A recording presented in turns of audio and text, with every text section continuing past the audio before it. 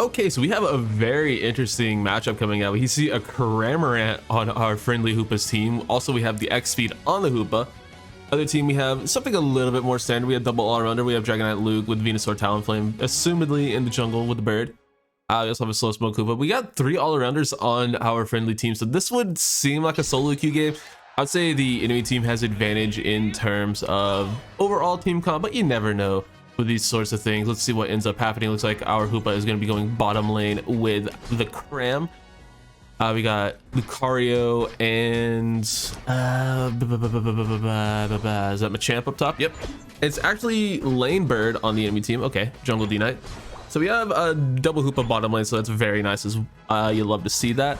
And then Cram Venusaur is going to be the attacker matchup, so we do see 2-1-2 coming out for both teams. Experience share on the enemy Hoopa. Yikes, dude, yikes. Could not be me. See a nice little berry still coming in. Gonna need one of our team to pick that up. Bulbasaur just looking for a steal. Kind of just letting his Hoopa die. All right, his Hoopa manages to get out, but the purple team really should look to push this advantage. They have a massive damage lead on the enemy team, and that Hoopa is going to go down. Courtesy of our friendly Hoopa, and the Bulbasaur also goes down, so big start coming in from the purple team. So yeah, not really sure. That Bulbasaur was playing extremely passive. That was a little bit interesting. And we do see Trick Hoopa coming out, so yeah, this would definitely be a solo queue meta. All right, you love to see it. So we see the purple team jungler coming down bottom lane as the orange team jungler goes top. A lot of the bees look like they went to purple team because the Dragonair end up with most of the points, but the Cramorant does go down in the middle of that fight. All right. Top lane seems to be going pretty well for the orange team at the moment. We still have a Machop on our friendly team, unfortunately, but we also do still have a Fletchling, so could be pretty even in terms of experience up there. We'll see how that ends up going. I believe Cram was able to take that. No, he was not. All right. That would actually be the Hoopa who ended up with that based on the points that this player has. Big Razor Leaf coming in from the orange team Bulbasaur. Looks like the purple team's going to be fine. You can just trick out and not really have to worry about that. Should look to steal a berry here, I would think. Our Hoopa almost level 6, so we'll be getting that second ability online pretty soon. Able to steal that and take out the Bulbasaur as well. The big plays coming in from the Hoopa, takes the berry. As a Cram, able to walk out, get a little bit of healing, and put in the 10 points. So big plays coming from our Hoopa. We do see the trick. Have not seen its other attack just yet, and it is going to be Trick Shadow Ball as expected.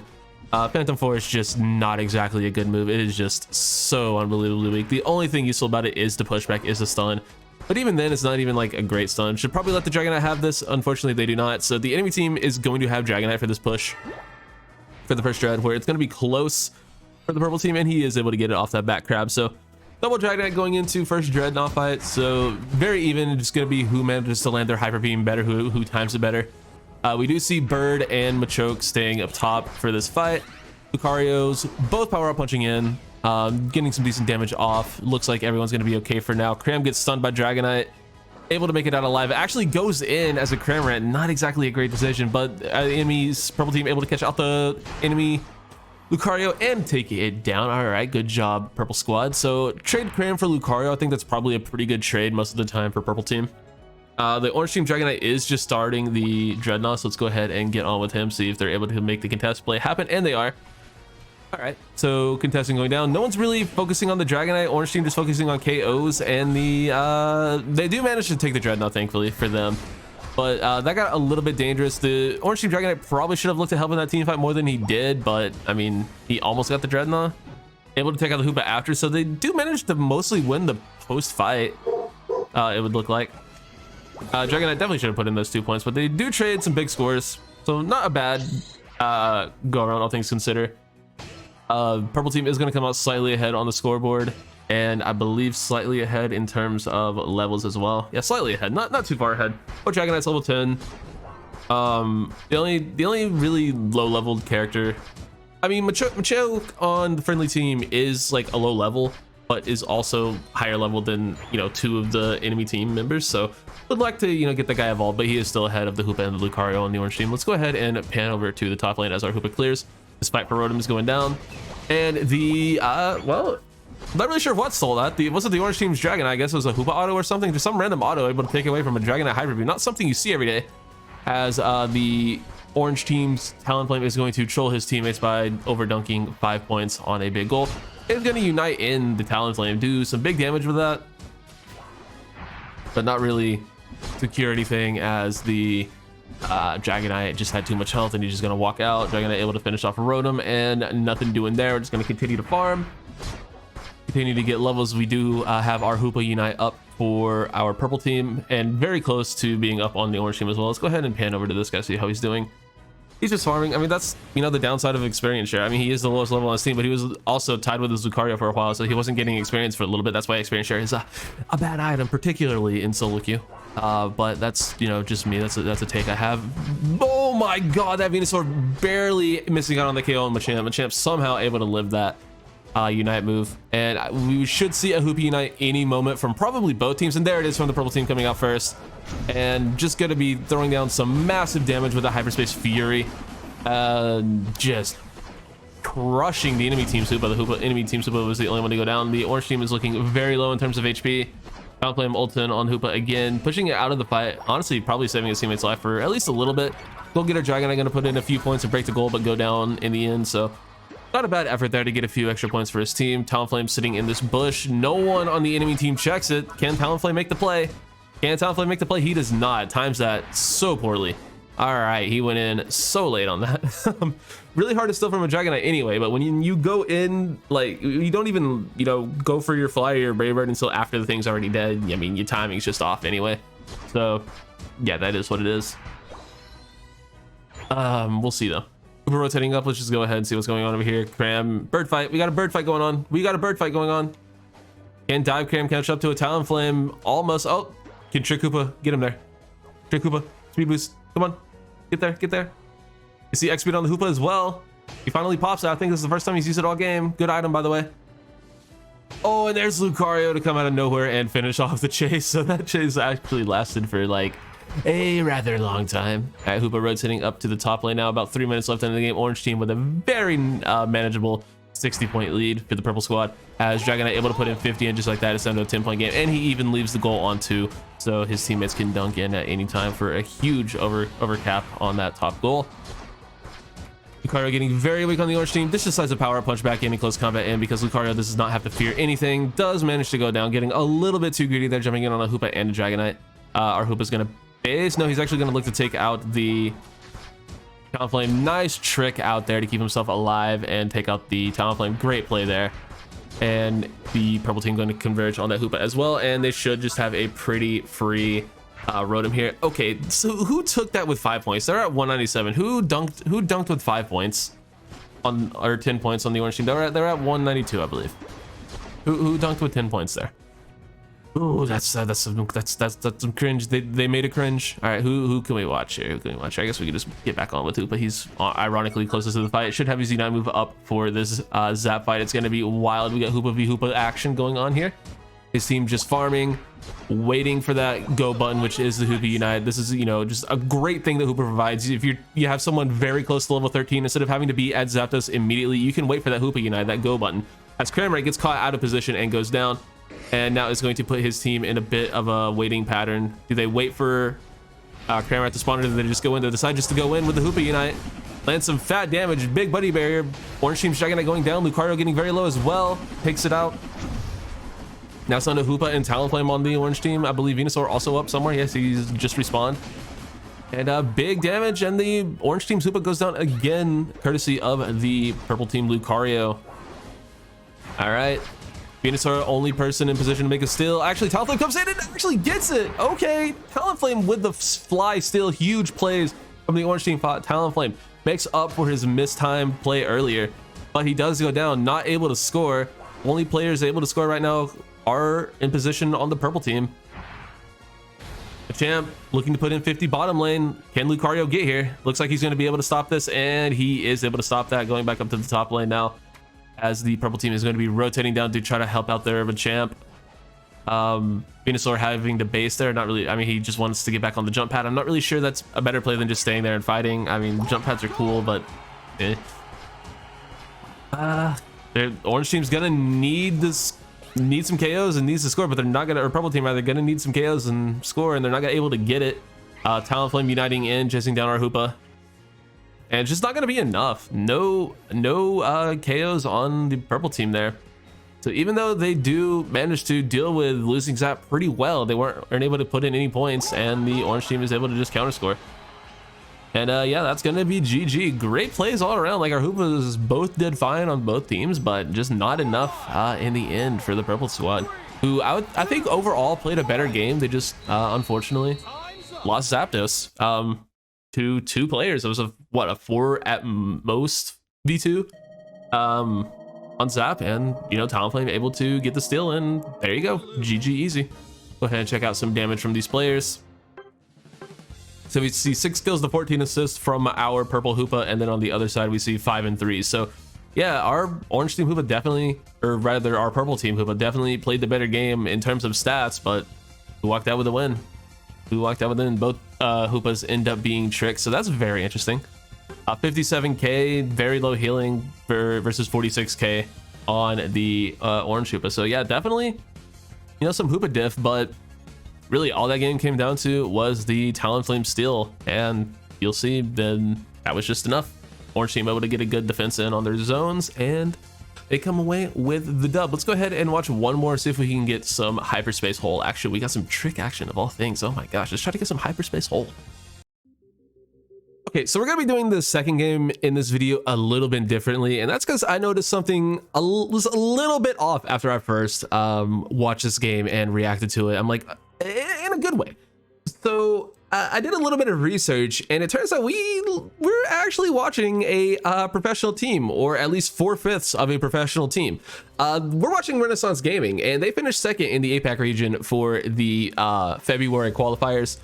And yeah, this team seemed very good. So let's go ahead and check out how a truly top ranked team ends up using the Hoopa. We have Mevius on the Hoopa, Yang, Rebongs. I can't read the Talonflame player's name, and NT.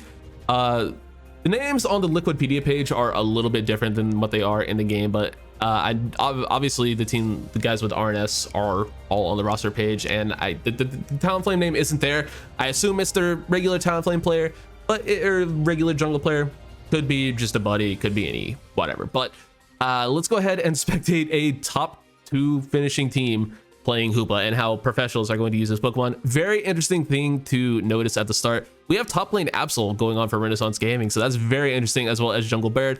Enemy team, we see a very standard 1-3-1 setup with Blissey, Eldegoss, and Bulbasaur in the bottom lane, and then Charizard in the jungle. So a purple team able to come away with the neutral Audino, as well as the orange team Audino. So big start from Renaissance.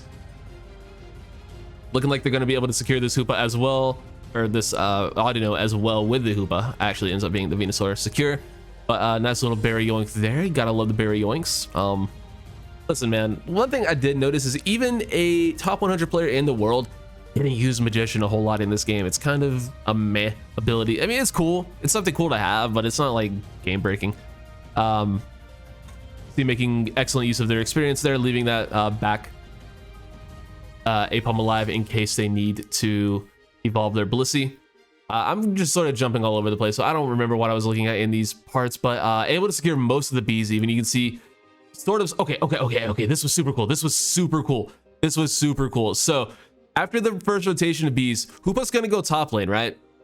Talonflame gonna look to secure most of the middle core fishes, and watch what their Absol does. This is super cool. So Hoopa's gonna rotate up and just continue the top lane shenanigans with the Lucario.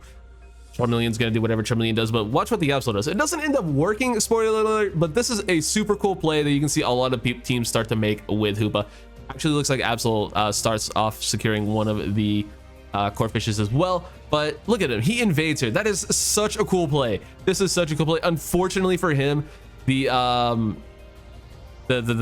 team Blissey there was able to help out a little bit and not really let him bully their Charmander too much. But that is such a cool play. Hoopa rotates up, deals with Lucario. Your bird can help out a little bit if he needs to, but yeah, or your jungler in this instance, a bird. But that is such a cool play.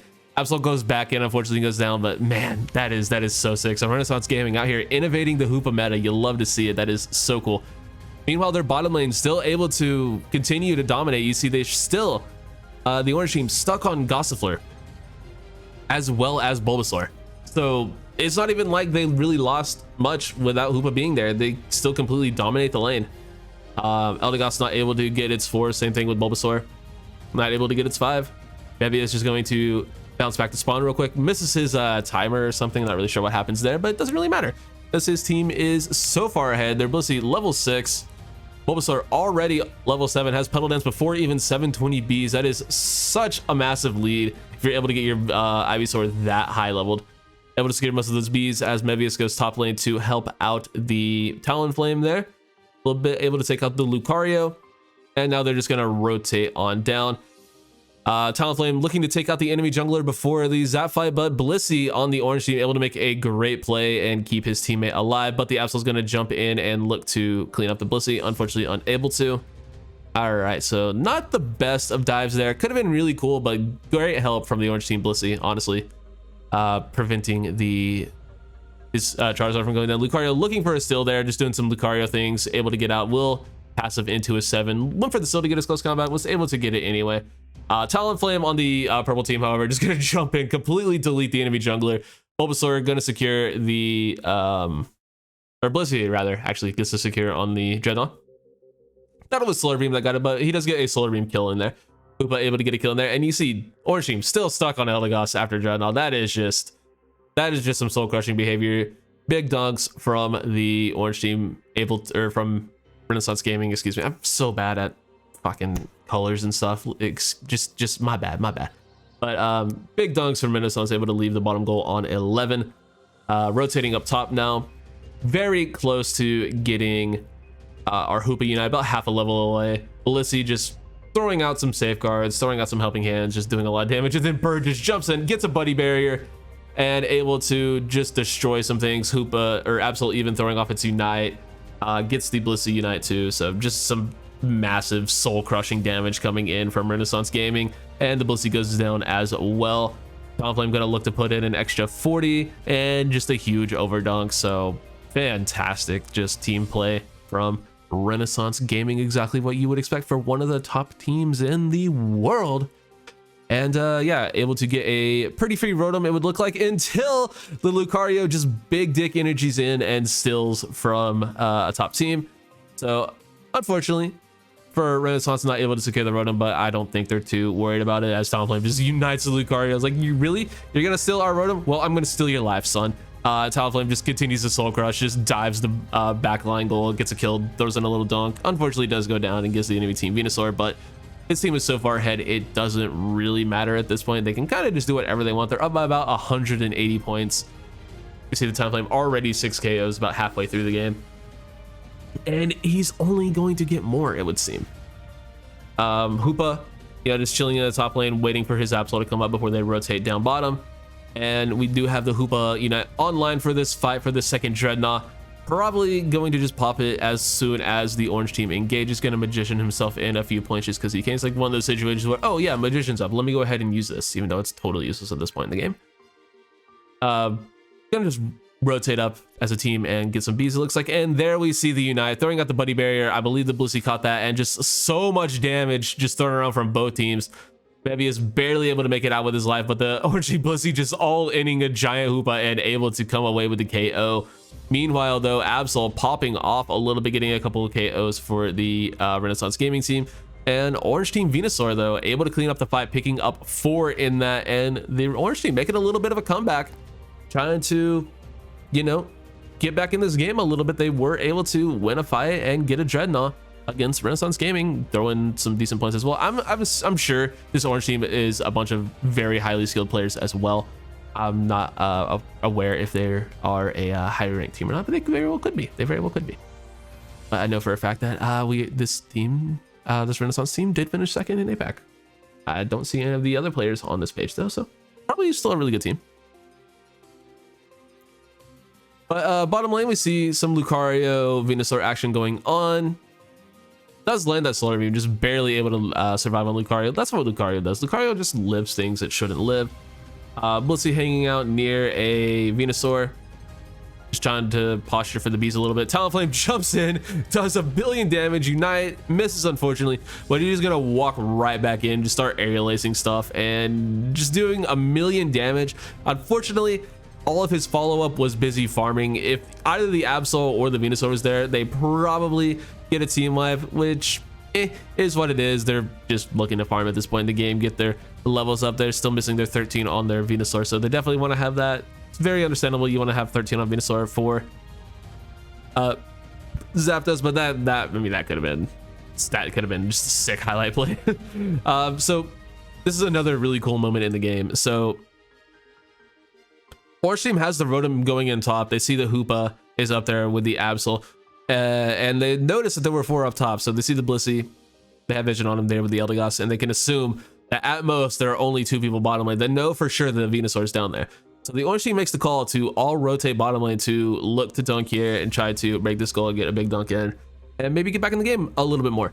They're only down by about 100 at this point. Blissey does throw in a few points, and you see the portals connecting in, they link in, and they all rotate down, leaving the Lucario able to sneak into 50 up top. So really cool play coming in, actually able to counter the Hoopa a little bit, just with some big brain plays from the enemy Lucario. So that was a really smart play. But it leaves his team just totally out of position. You can see, just look at the start of this fight. 4 members of the Orange team are alive, and the Charizard, obviously the jungler, one of the main damage dealers on the team, being the only one dead. Lucario not that out of position. The bottom lane a little bit out of position, but not too far, you know, not completely out of the question that they could make it there for the fight. I believe they made the call probably just to wait for Charizard to spawn before they went in. Renaissance notices it, and they just go for the full flip right on spawn, really noticing that the Orange team just totally out of position, not able to get back in, and just the Soul Crush Zapdos take. And yeah, just so much damage. Look at that Psy beam, dude. Oh my god, Talonflame able to come in, clean that fight up. Big Hyperspace Fury as well. So much damage coming up from the Talonflame there, as well as that Hoopa Psy beam.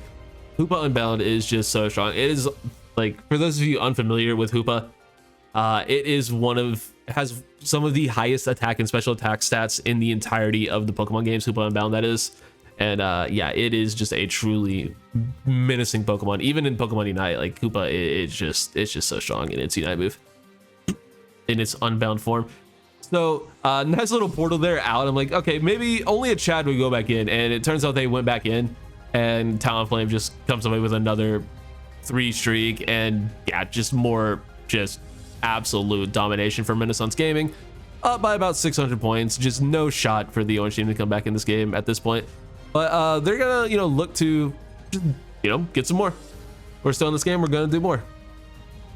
We're practicing our Hoopa portals, we're practicing our Hoopa fights. Another KO from the Talonflame there on the slows and the stuns from the Sludge Bomb and the Hoopa auto, and Bird just Brave Birds in, picks off the KO. Gonna portal themselves back, get a little bit of extra healing in, and jump right back in. Just kind of dominating. Another Venusaur Solar Beam kill coming out. Just so much damage coming out from Renaissance Gaming, able to take down the Hoopa, and there we will finally see the forfeit. So wow, that was just fantastic. Just positioning. They didn't even use the portals all that much because they didn't really have to. They were that ahead.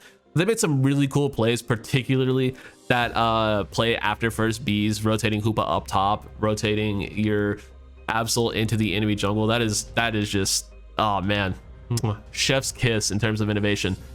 You see though, it wasn't actually like that huge of a performance in terms of damage from our Hoopa. Obviously it is a support, it does have the 19 assists. So, you know, not obviously it is a support, so you're not expecting it to do a ton of damage, but it does do a significant amount of damage where it would have finished 3rd on the enemy team. Like, it was up there with their 2nd highest damage dealer being the Charizard, and yeah, just completely outmatched. Yeah, Talonflame 109k, went absolutely berserk in that game. Rebongs as well, dropping 86k, Yang on the Venusaur with 70k. And yeah, just absolute domination from Renaissance Gaming, one of the best teams in the world. And that is how truly truly top level players are going to use Hoopa in just really interesting and innovative ways, and that is it. We're only scratching the surface with this Pokemon, and I am very excited to see how people continue to use Hoopa to innovate Pokemon Unite. That's gonna do it for me, guys. Hope you all enjoyed. I'll catch you all in the next one. Thanks for watching, guys. Peace.